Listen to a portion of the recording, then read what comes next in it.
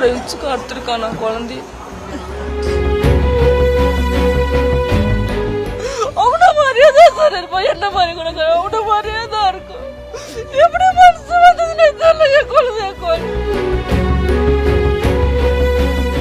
கடிச்சு என் குழந்தை அம்மான்னு கூப்பிட்டு எத்தனை நாள் ஆகுது, எத்தனை மாசம் ஆகுது தெரியுமா சார்? என்கிட்ட கொடுத்தா நானாச்சும் பார்த்துட்டு வந்துருப்பேன்ல. குழந்தைய காட்டவே இல்லை சார். கடிச்சு வைக்கும் என் கண்ணு குழந்தைய காட்டல.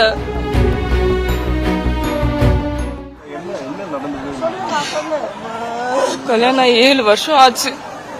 பண்ணதுல இருந்தே கொடுமை தான், என்ன ஃபுல்லா சித்திரவதை தான். குழந்தைக்காக தான் ஒவ்வொரு நாளும் நான் பொறுத்துன்னு இருந்தேன். அவன் கேரக்டர் சரியில்லைன்னு சொல்லிட்டு நான் வெளியே வந்துட்டேன். நான் வேணாம் அப்படின்னு. 1 வருஷம் ஆக போகுது, 1 வருஷம் ஆயிடுச்சு. வெளியே வந்துட்டேன். பாப்பா என்கிட்ட தான் இருந்தா. ஸ்கூலுக்கு போகும்போது என்ன பண்ணிட்டாங்க, கூட்டின்னு போயிட்டான் பாப்பாவை. அவங்க அம்மா சேர்ந்து அவங்க அக்கா வீட்டில் வச்சுக்கிட்டாங்க. அவ்வளோதான்.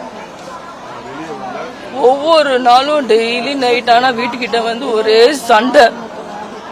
அந்த ரவுடியை கூட்டின்னு வந்து இந்த ரவுடியை கூட்டின்னு வந்து குழந்தைய காட்டவே இல்லை சார். கடிச்சு வைக்கும் என் கண்ணு குழந்தைய காட்டல. நானும் ஒவ்வொரு நாள் போன் பண்ணி கேட்பேன். அட்லீஸ்ட் பாப்பா வாய்ஸ் ஆச்சு நான் கேட்கிறேன், ஒரு வீடியோ கால் ஆச்சு பண்ணுன்னு. என் டிவோர்ஸும் அப்ளை பண்ணிட்டேன்.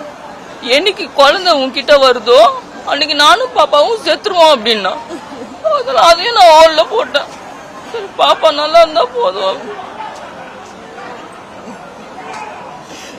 இப்படி பண்ணிட்டான் சார்.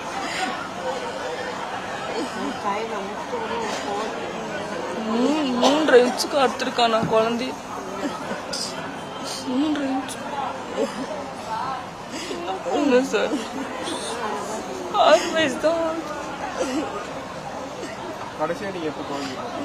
4 மாசம் ஆகுது. யாரோ மாதிரி 3வது மனுஷன் மாதிரி ஸ்கூல்ல நின்று தூரமா நின்று பார்த்துட்டு வருவேன். எத்தனையோ சான்ஸ் கொடுத்த அந்த குழந்தைக்காக. சரி வாழ்ந்துட்டு போனோம். நைட் ஆனா போட்டு அடிக்கிறது, 2.5 மணி நேரம் 3 மணி நேரம் போட்டு அடிக்கிறது.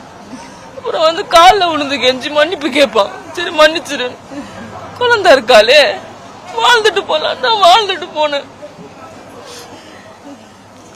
அப்புறம் பார்த்தா கேரக்டரே சரியில்லை. எனக்கு அது வேணாம், லைஃபே வேணாம் சொல்லிட்டு குழந்தைய கூட்டின்னு வந்துட்டேன் நான்.